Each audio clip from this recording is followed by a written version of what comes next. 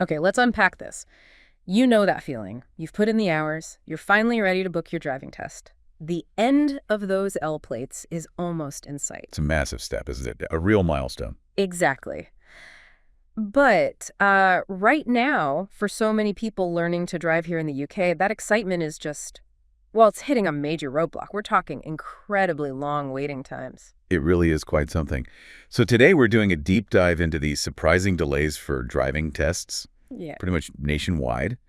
And we've got this BBC News article here that really lays bare just how significant the whole issue has become. Yeah. And it starts to unpick the reasons why. Yeah, exactly. So our mission, if you like, is to really try and get to grips with why these wait times have stretched out so dramatically, because this isn't just, a minor inconvenience. Okay. It's a real barrier for people trying to get their independence, maybe access jobs, other opportunities. So this article gives us a look at what the experts are saying, how the authorities are responding. We want to understand what's really going on sort of under the surface. We'll explore the potential causes. Things like, examiner staffing maybe, and the knock-on effects for the learners themselves, just trying to get that full license. Okay, so the sheer numbers then. They're quite eye-opening, aren't they? They really are. According to the DVSA figures in the article, the average wait time for a practical driving test in the UK right now is a hefty 22 weeks and 3 days. 22 weeks. Wow. That's practically half a year you're waiting. It's huge. And it really makes you wonder when you hear that the government's actually aiming to get that down to 7 weeks. 7 weeks, yeah. That's the target. By summer 2026, apparently. I mean, a government minister even called the current wait times totally unacceptable. Which probably reflects how a lot of people feel. I'd imagine so. And their plan involves creating an extra 10,000 test slots each month. And, get this, doubling the training capacity for new examiners. It's definitely interesting that the government's acknowledging just how bad it is. But what's really fascinating, I think, is digging into why. Why are we seeing these kinds of delays? Yeah. And the article brings in Craig Harris. He's from the Sheffield and District Driving Instructors Association. His take on the root cause is, well, it's pretty compelling. It really is. He makes a strong case, basically, that a key reason for these long waits is it's just really difficult to recruit and then keep driving test examiners. And when you hear his argument, it makes a lot of sense. He points straight at a significant pay gap. Examiners versus driving instructors. Yeah, tell us about that. Well, he highlights that instructors, they can earn a decent living working, say, around 14 hours a week, whereas examiners are often working full-time 37.5 hours for a salary just over £28,000. Right. Okay. So that disparity, that's quite stark. And what's really interesting there is the potential impact this has on the very people who could become examiners, right? Exactly. Harris suggests that, maybe in the past, experienced instructors saw becoming an examiner as a good career move. Yeah. A bit more stability, perhaps. Yeah, maybe a pension, that sort of thing. But now, if instructors can potentially earn significantly more money, maybe even up to or over £40,000, according to the article, for way fewer hours, well, that incentive kind of vanishes, doesn't it? It seems like it.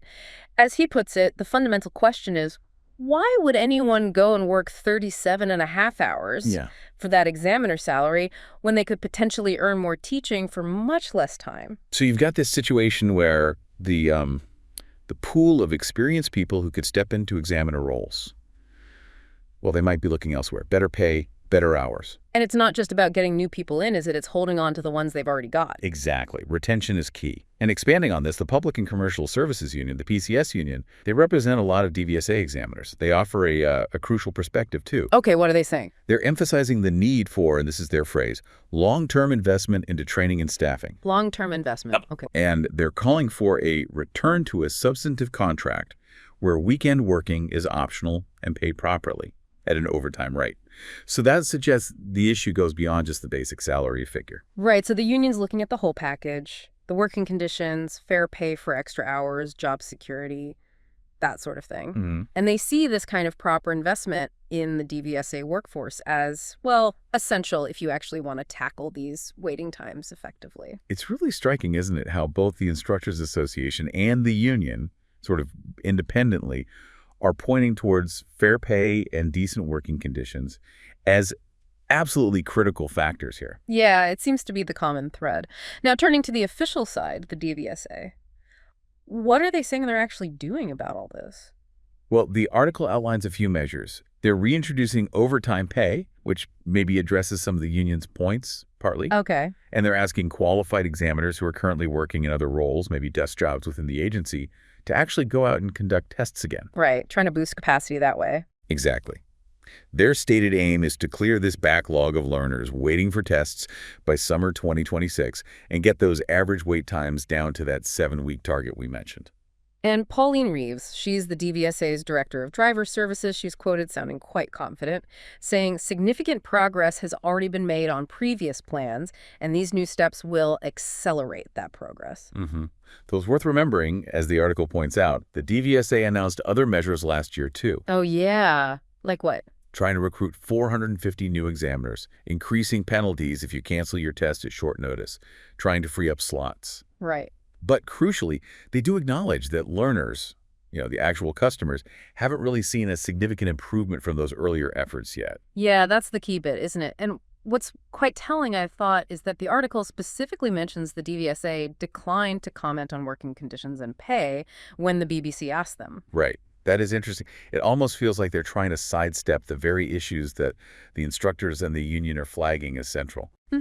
It does seem that way. So while the DVSA is detailing its operational plans, more tests using existing staff, it doesn't seem to be directly engaging with those sort of underlying concerns about recruitment and retention that seem so closely tied to pay and conditions. Which definitely raises a question, doesn't it, about the long-term effectiveness of their solutions if those fundamental issues aren't really tackled head-on. Absolutely. Okay, let's shift focus now, because this isn't just about numbers and policies. Let's talk about the individuals who are directly affected, the learners. Yeah, the human side of it.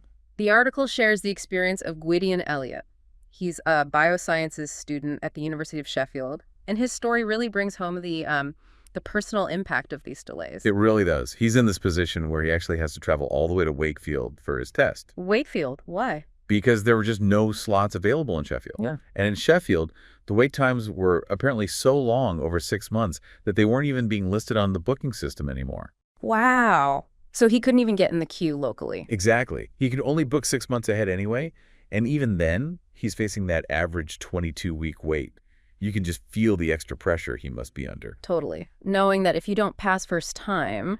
You could be looking at another half-year wait. Minimum. And for Gwydion, this isn't just about, the convenience of having a car. It directly impacts his career plans. How so? Well, he wants to work as an ecologist, and that kind of job often involves traveling to remote locations, places where public transport is limited or non-existent. Ah, okay. So the license is essential. Pretty much. It's not just a nice to have, it's basically a requirement for him to pursue his chosen career. You really feel for someone caught in that situation. It absolutely underscores the real-world consequences, doesn't it? Yeah. It moves way beyond just being annoying. It starts to affect people's actual livelihoods and opportunities. And it's not just the learners feeling the strain either. The article also touches on how these long waits are impacting driving instructors, like Craig Harris again. Right. How does it affect them? Well, he explains that with learners facing such long waits, some might, understandably perhaps, decide to cut back on lessons while they're waiting. Maybe take a break. Ah, which directly hits the instructor's income. Exactly.